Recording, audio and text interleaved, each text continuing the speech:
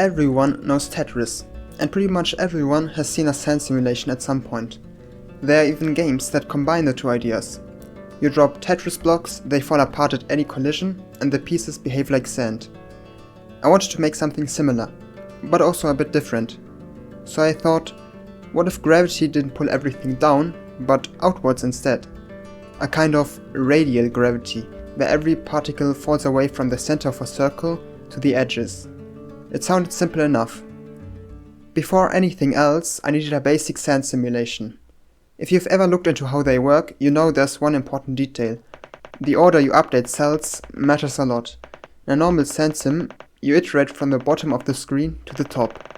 That's because if you do it the other way around instead, sand can teleport because it's being moved multiple times in the same frame.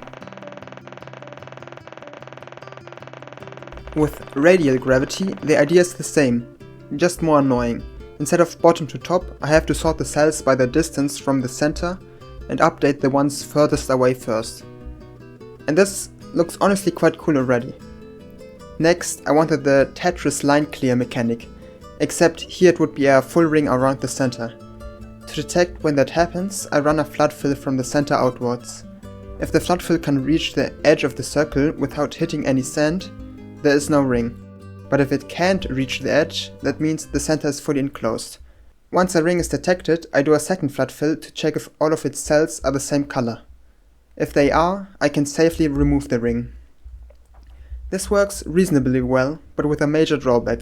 It is quite expensive to run. So for now, I only run it a few times per second. With the sand done, I added the Tetris pieces. They spawn in the center and slowly fall outwards. You can speed them up and rotate them around the center to control where they land. As soon as they touch sand or the edge of the circle, they break apart into particles and get simulated. Every 30 seconds, the game adds a new color, to a maximum of 4. It makes things harder, but also more interesting to look at. After some polishing, everything was technically playable. Here's the thing, it works, it looks cool, and it behaves exactly the way I want it to, but the gameplay itself, it's just not fun. There are two main problems: the movement precision and also the circle shape in general.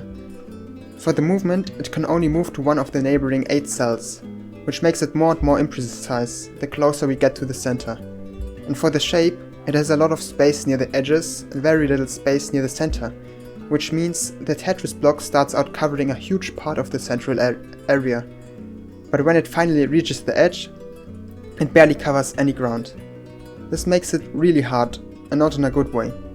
I don't quite know how we would even fix those problems, so for now, it just stays as it is. But for what it is, I actually like how it turned out. And it was also quite fun to work on. Anyways, thanks for watching.